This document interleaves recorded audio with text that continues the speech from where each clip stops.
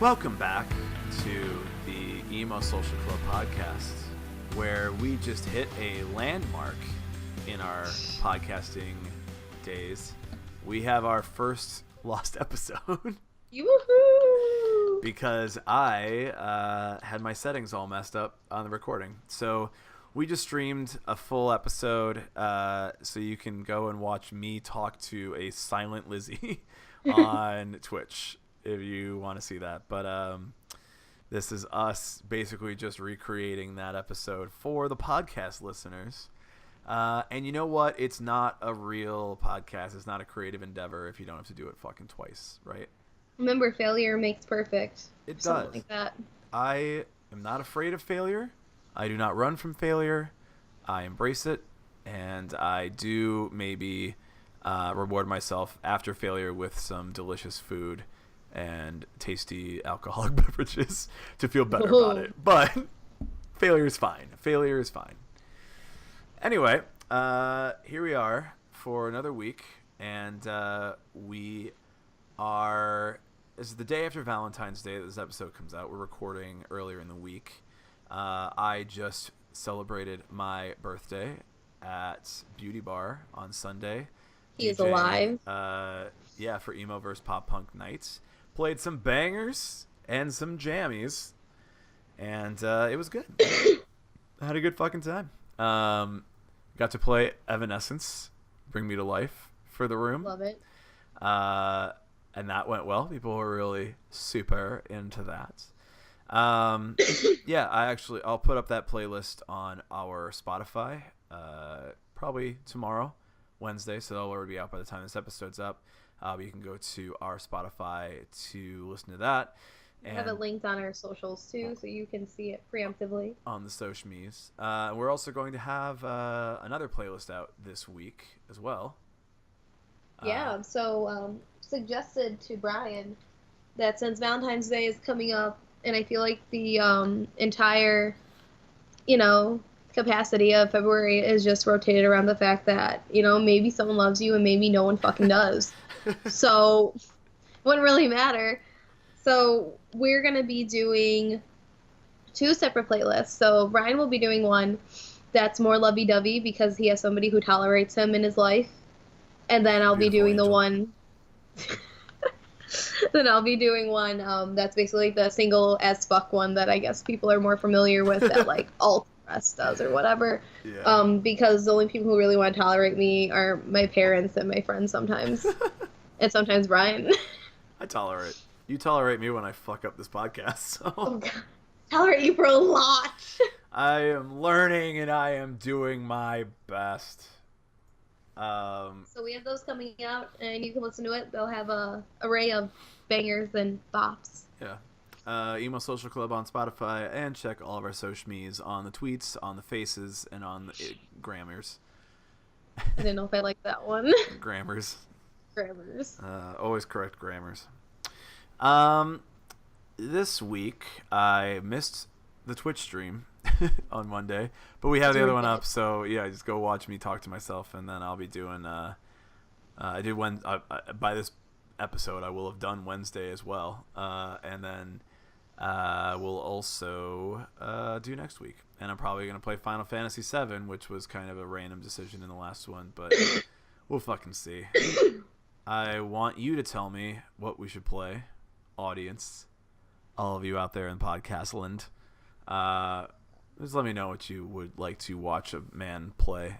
And if I have to do voice acting for a game with no voice acting in it, that's even more fun. Jesus Christ. I'm going to come up with so many cool voices.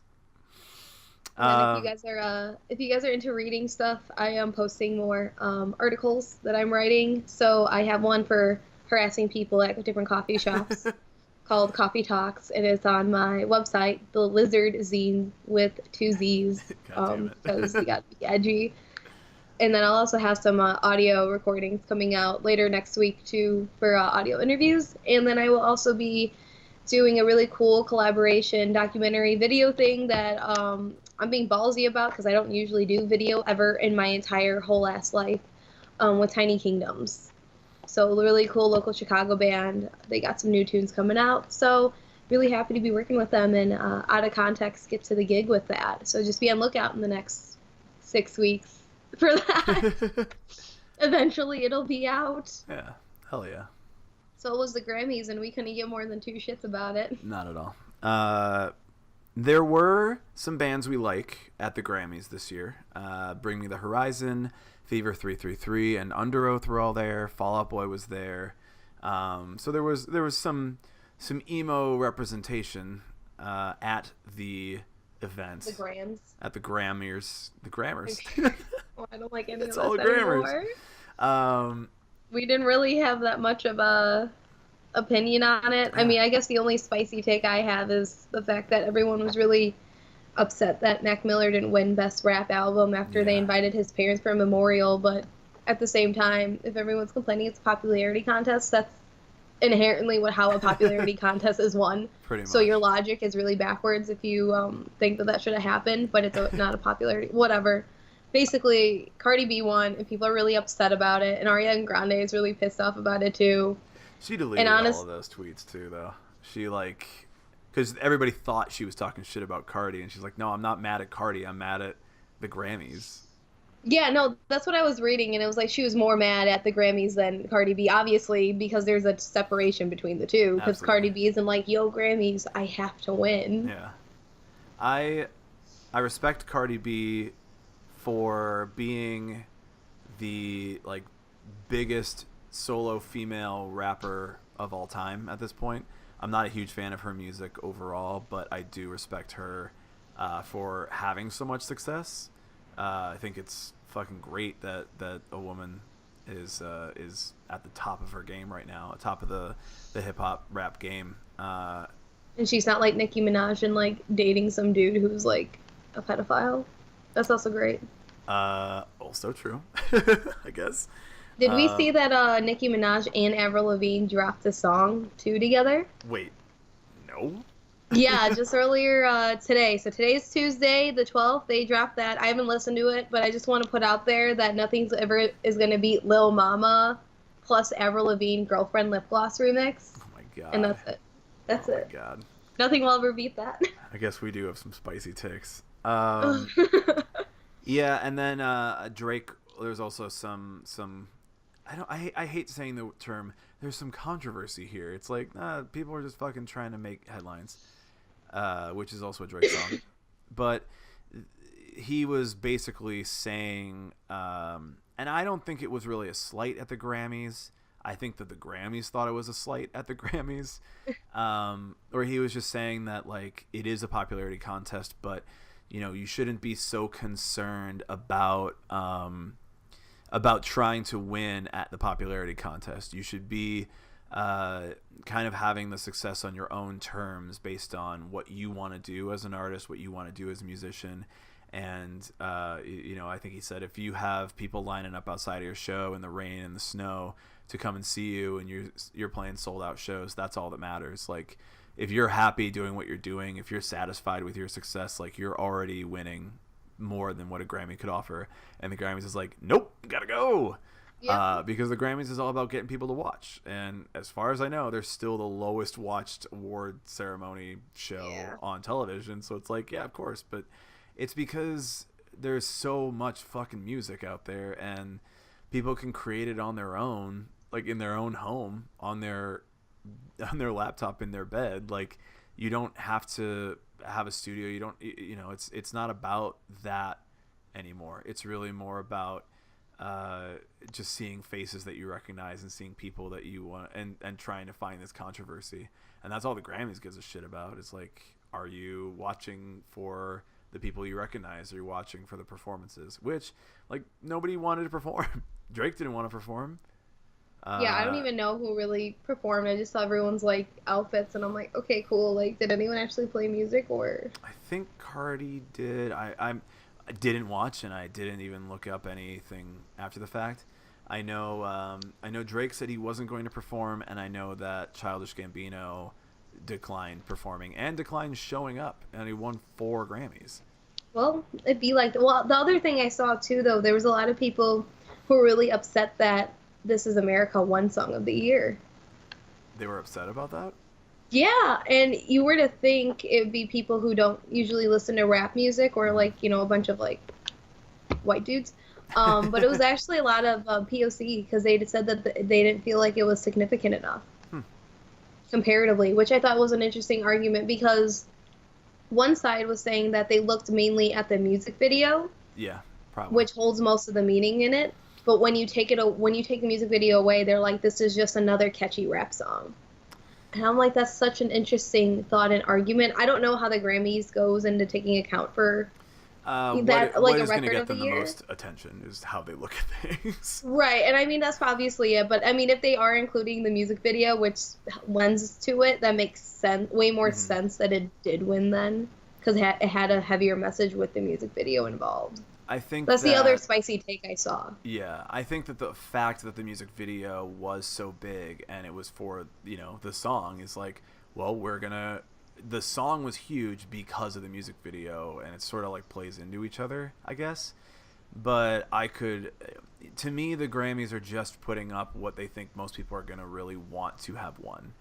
I don't think, this is not an audience participation thing. This isn't like you can vote on who you think wins. It's not American Idol. It's like these are people sitting around thinking, what is going to give us the most attention for awarding the Grammy to this person? And I think that's why someone like Donald Glover doesn't want to show up to celebrate that. He's like, I made a song about gun violence. I made a video about gun violence, and the message was already heard. I don't need to then go on the Grammys and spread that message again.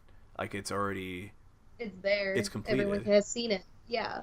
I also think it people are saying he was like protesting it, and that may very well be true. I also think that Donald Glover has decided to do something more with like an air of mystery around Childish Gambino and around himself, of like, he doesn't show up to a lot of stuff like that, and it's just sort of like his way of building up his own notoriety as an artist. And I mean, personally, I think it was the right song of the year. I think it was the right record of the year. I think that it's like, it was something that just hit everybody in the culture and the music, every music scene. Like, you couldn't turn away from it, because no matter what your stance is on it, you're like, oh my God. The song was so good, and the video was so good, and Donald Glover himself as an artist is so good, and I just think you put in the work, you get what you deserve from putting in that work. So yeah, I don't think your spicy take on the Grammys doesn't matter. They want controversy, if anything. So like, you're better off if you like don't agree with the Grammys, just be like, that was boring. Well, didn't Greta Van Yeet win like Best Rock Album too? Yeet. Yeah, Greta Van Yoink. That isn't a testament already to what the public wants. Then I don't know what else you want. No one was surprised. Yeah, I think fuck the Grammys in general, but it was cool seeing some of the bands that we listened to being there, being nominated, being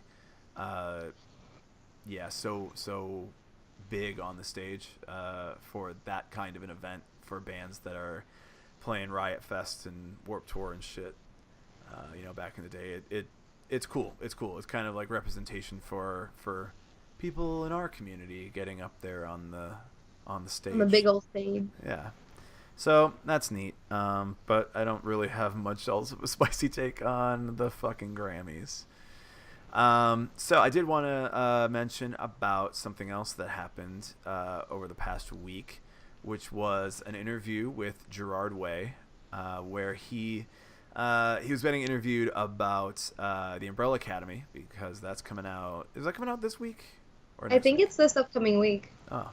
Yeah, I think it's the 15th. I think it's the day this comes out. I think right after. It's gonna help us with not having people on Valentine's Day or whatever. While I eat like this kind of chocolate. So. Yeah, whatever. I'm very excited for the show. I think it's gonna be good. And I haven't read the comics, and you called me out for it. It's Yeah, lost. It doesn't exist. It's fine. yeah, he doesn't like it, but It doesn't exist. I'm a It's not very real. it has to be close to the comic or book. I read the book. Yeah, I read. Yeah, I read it when I was in high school. But did you read? Oh God, fucking shut up about your age. I'm so Listen, old. you're just old. I'm so old.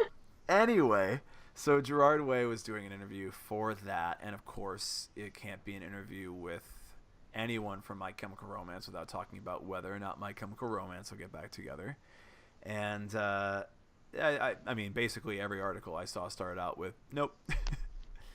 No, they No, won't. and a lot of it started because him and Ray Toro did a song together for Umbrella Academy too, and everyone was like, "This must be it." And it's Yeah. like, no, it's just Can't be friends. they're just being bros. Like, why can't they be bros? They can't because everybody wants My Chemical Romance back. And of course, you know, these are articles that are essentially trying to push that to get people to read it because it's. I think that My Chemical Romance is the band that a lot of people wish would reunite, would get back together, would go on tour. Of course, Gerard is not interested in it really at all. He's doing well, and I think that most of the other guys feel very comfortable in what they're doing. I do feel like a lot of these bands that have been getting back together and doing tours are kind of just doing it because they need the money, and there's contracts behind what they do, and they're getting these offers, and they know they'll make some money off of the The nostalgia run of emo. Yeah, but he seems to say it's not really that My Chemical Romance isn't really necessary now, and just that I don't think they need the money now. I mean, he's got a Netflix show coming out. He's probably doing okay. He's got projects going on. He's keeping himself busy, and he's got a family. Like, that seems to me like you don't really need to complicate that with your old band getting back together. Right, To me. and like, right. I mean, like that's the biggest fact is that so many people want it to happen, but I think nobody's really like looks at them at the level of they cut out before they burnt out. Mm-hmm. And I mean, everyone now is like really pissed off that like Fall Out Boy came back, and they're like 6 years ago, Fall Out Boy came back, and now I wish they didn't because nobody likes their newer music, you know. And it's like, okay, but you all were bopping to Phoenix, and my songs Know What You Do in the Dark, so I don't know, I really don't know what you I want. did bop to my songs words, That but one. no, any song that starts the chorus with "Hey Youngblood," I'm like, get the fuck out of here. Like, no, I hated that song just based on that one lyric, and I understand that is petty, but I stand by That is it. I stand by my opinion on that lyric than that song. But My songs don't that's do the dark. biggest issue, though, is that so many people are pissed off now, and I feel like if MCR ever did come back, they would do something so radically different from what people are used to that they'd be even more pissed off. Yeah. They'd be like pissed off to the same extent that like people are with like Fall Out Boy Yeah. for like coming out with Mania, and it's like, okay, but listen, where is everyone at? Look at where everyone is at this point in their life to be producing this type of music. Yeah. He mentions that like at the end they knew they'd have to go back into the studio, record a new album, and they had to kind of like meet expectations for all the stuff that they'd done, and they just weren't really into that. They just didn't want to have to go in and kind of play with the expectations of what would be expected from the next My Chemical Romance record. So they're just like, this doesn't seem fun at all. This doesn't seem exciting at all. So let's just not do it. The thing is, too, is that their last album was supposed to be a concept album about like parents like grieving over their children Yeah. dying, and they all have kids. Yeah. So could you imagine like that emotional roller coaster, even just putting out that one song that they did do? Yeah. Like I couldn't imagine putting out a full album and then touring extensively for it, talking about like dead kids when you have kids of your own. They were also getting, I mean, not to say getting up there in age, but you could kind of see in their later performances that they didn't have the same kind of youthful energy they used to have. Like when they were on the Three Cheers tour, like they just were way more crazy and wild than they could really get, I think, at their last tour on Danger Days. just a personal thought there, which, you know, nothing wrong with it. I'm old. I get real fucking tired when I perform, so it's fine.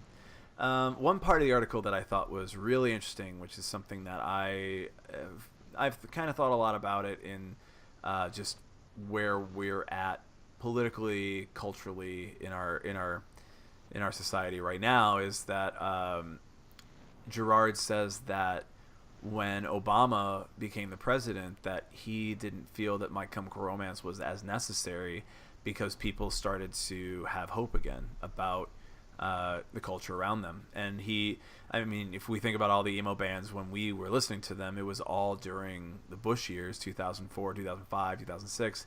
And then once Obama got into office and people started to become more positive in general, things were more positive. People felt better. There just wasn't much of a need for that sort of angsty, angry music anymore in the same way that we had it. And then I think now the question really came up as like, well, then now don't we need it again? Like, don't we need this even harder now? And I think that's one of the reasons why we have such a resurgence in sad boy music times now, is that there is a need for it. There is a reaction to what's going on culturally now that leads people to want sad, angry, angsty music just to fucking have some catharsis in their I lives. think though is that a lot of it. I mean, I've seen so many articles from like either the Atlantic or like Washington Journal about, why is pop music so sad now? And it's just because like it's the norm. Like everyone's sad about what's going on. No one can afford anything. Everyone's living at home still. We're all broke. Mm-hmm. Our bachelor's degrees don't give us shit anymore. We're all in student debt for the rest of our lives. Like, what else I'm going to be sad about it? Because what am I going to do? Get angry? And then I'm going to be like, okay, so like, why am I angry? I'm just going to give myself a heart attack now because I can't afford organic food like the rich and famous. So whatever. Yeah. I feel like that's why everyone's sad now, because they're realizing like, oh man, this didn't do anything.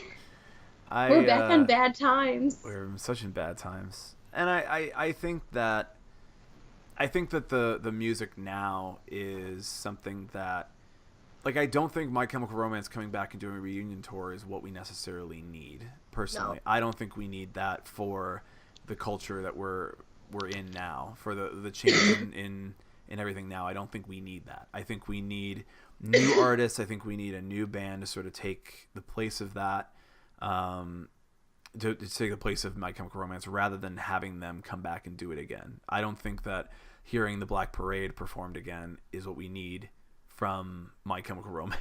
Which, I mean, maybe some people need it. I get it. But at the same time, do we need it as a society in order to process everything that's going on? Does our emo culture need this for the culture? And I know that most people will be like, yes, of course emo culture needs it, because they're like emo gods. And it's like, okay, but realistically, progressively moving forward. Yeah, I know. And I don't know. I mean, I'm not against them reuniting. I am just like, I don't think it's as necessary now. If they had done it maybe like 6 years ago, like Fall Out Boy did, like if they did. Yeah, it would have been different, because it would have been like, okay, cool, everyone's back and everyone's like ready to go. Yeah, but we're like pretty far out from the last shit they did. So like, it just doesn't seem realistic now to like bring it back at all for any reason. Really, it doesn't. And I mean, it sucks to say, I really wish I would have been able to see My Chem live, but at this point it's like, well, what am I going to be? What would I be seeing? Is it going to mean the same thing to me as it did years ago? Yeah. I don't know. I mean, and the thing is too, is that there's so many more like modern emo and different even goth and like alternative sounding bands that we listened to during like 2005. Okay, maybe more Brian listened to, because I was like, I was like, what, 8? I think I was 8 years old or something. I wasn't that emo yet. I also listened to Jonas Brothers and some Evanescence during that time. So I was just starting to break the mold. Mm-hmm. But I mean, I've been doing the music writing exercise month over on Twitter, at Gordon Battery. Hit it up. It's right at the top. It's a bunch of music you probably don't like anyway. And it's about writing quick reviews. So I asked some friends and they gave me some albums to review. And then I was also going through my old like backlogged like Spotify songs that maybe I came across somebody and I just hit liked and I completely forgot about it. Because I only listen to albums. I don't listen to playlists that have not continuous like bands playing. I'm just really weird like that. So I was going back and trying to find more albums that were different or that I just hadn't heard in a while. And there's a lot of good modern bands that are out now that have that flair of like early Panic at the Disco and like Three Cheers-esque sounds. Like Sarah and the Safe Word, they have like violins in it, and it sounds really like dreamy romanticism, gothic, but also with like that Time to Dance type of edge to it. Nice. And their lead singer is actually a trans woman, so that's also really cool to have that aspect in it, to be supporting LGBTQ plus, you know, in this scene when we really don't do that sometimes, I feel, when it comes to bands. Yeah. And they're a band to check out. I'm actually putting them on that playlist, the Single as Fuck one. So there's going to be a bunch of different ones that I went through and I just found, and I'm like, oh, this is so good. Same thing with even if you look in like Latin America or other countries, there's a lot of really good emo music, and sometimes it is in English, so you can understand what's going on if you don't understand. But I will tell you, as somebody who used to listen to Mexican emo music in high school, it's all in Spanish, and I don't know that much Spanish. I only know like some phrasing from when I was growing up. You know, even if you just Google translate the lyrics, like it's the same stuff, but it also has that vibe that you're going for, that you want to have that nostalgic sound in your head, but it's not cringy anymore to you. It's like it's new, it's fresh, it's modern, but it's revamped. So it's not just Morrissey. God, don't even get me. He wouldn't let me have a taco at Riot Fest. I'm still pissed. Oh my god. I just like every time there's like something about like any part, I mean, I think it's mostly Mexican, but I think if there's any part of like the Hispanic culture and like sad music, it's always about Morrissey. And even to the point where I was just rewatching Ant-Man and the Wasp, and there's like a whole sequence about Morrissey because Ant-Man or Scott Lang's ringtone for his buddy Luis is a Morrissey song, and I'm like, and then he like makes a reference to it, and I'm like, okay, yeah, there it is. It's still there. You do have to remember, Mexican culture, Hispanic culture is more of a death culture. So. Also true. Most people like seem to forget. They'll steal, you know, the sugar skulls and everything, but don't forget about the actual rituals and everything. It's called but you know, appropriation.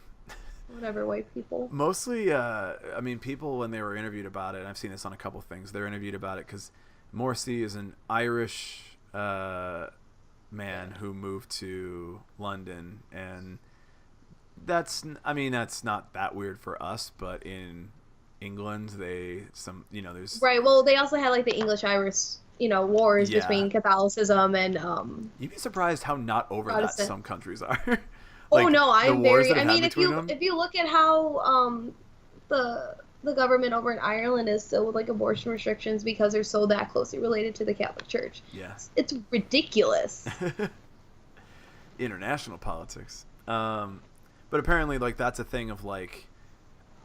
Somehow his conversations in his music about that is very relatable to the Hispanic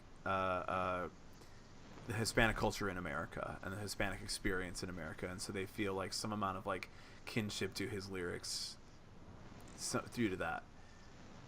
I don't know how Morrissey feels about that. I'm sure he. I don't know. I feel like tickets, Morrissey just is Morrissey. I know, he's such a fuck, but I know. Fine. I do find myself sometimes enjoying a Morrissey here and there, and then I'm fuck. I used to work with this dude when I worked at Pete's Coffee, and he was like unapologetically like obsessed with Morrissey to the point where you thought it was like a meme, and he just was not even joking. He loved Morrissey to that extent. Like, he idolized this man as like a god, and it was really ridiculous. This dude was also like, I'm going to be the communist ruler of the world, by the way. So, okay, well. Yes, and so friends. I actually got him as a Secret Santa. So I found this prayer candle of Morrissey, and it was a black candle, and I gave it to him. And he was like, "Oh my god, this is the best present ever!" And his girlfriend is like one of those really like oh my God, you can't talk to anybody else but me type of person.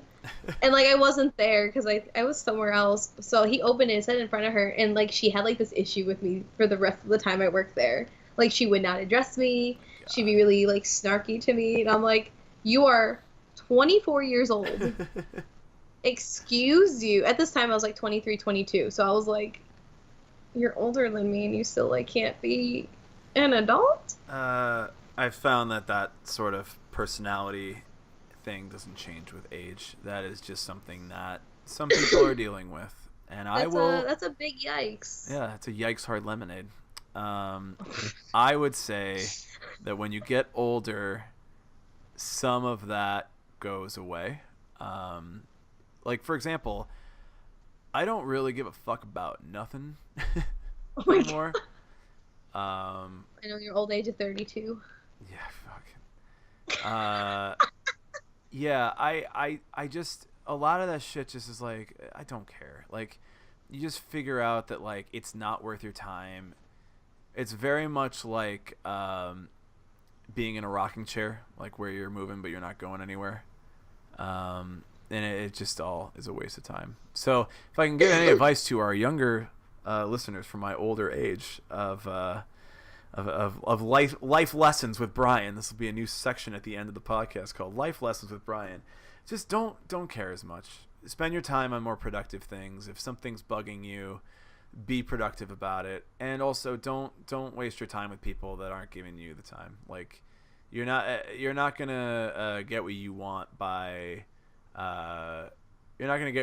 complaining until it happens, basically. Yeah, you have to go out and like, do the thing. Yeah, it's about getting things done that you want to see for yourself and being positive and being empathetic to what you need and what you want. Taking care of yourself, and it's all about the self-care, self-love this year. Yeah, and like go to the fucking gym once in a while and like walk have outside. Have a regimen, like eat, just like, have a smoothie, have an $8 smoothie so you feel healthy. Eat a fucking salad. Like just take care of your goddamn self, because you will lose this body. Also, don't like shed this mortal coil. And don't deal with people who are just straight up idiots. This sounds like a Morrissey song. It really does, but really, don't deal with people who are straight up idiots who will say, I tried to download Adobe and then I hacked it, and then I called Adobe and said, why doesn't the hacked one work? And I was like, what are you doing? No. Why doesn't my Don't be Adobe dumb. work? Please just don't be dumb. Don't waste your time on dumb people. I wanted your attention. I don't know. Just wanted to tell you that I am an idiot. I don't know any Morrissey melodies enough to like. I don't either. I don't get one, but like I'm gonna stand by that one for whatever reason. That's close enough, probably. Kermit the Frog. Love will tear us apart. Isn't that fucking? Oh, Joy Division. I'm so sorry. Whatever. That's Joy Division. Whatever, you're fine. I don't think anyone At least I cares. acknowledge it was Joy Division. Listen. Yeah. I don't think anybody gives a shit. Well, thanks for checking us out for another week. We are finally back. Well, you're back from having a pneumonia. Yeah, he's back from dying from just being old and drinking too much. We both are. We both have come back from the living dead, the Walking Dead. We're doing our best here. Yeah. As people, as humans. Just as human beings. So yeah, we got some stuff coming up in the following weeks, and we're excited for that. Now that we can physically do it, we can move and not die while fucking just move. Living. Yep. So we will catch you next Friday. Check out the playlists, and from all of us here at the Emo Social Club podcast, we love you. We appreciate you. Love yourself. We respect you. We close talk to the microphone to you. ASMR. And we'll catch you next Friday. Goodbye.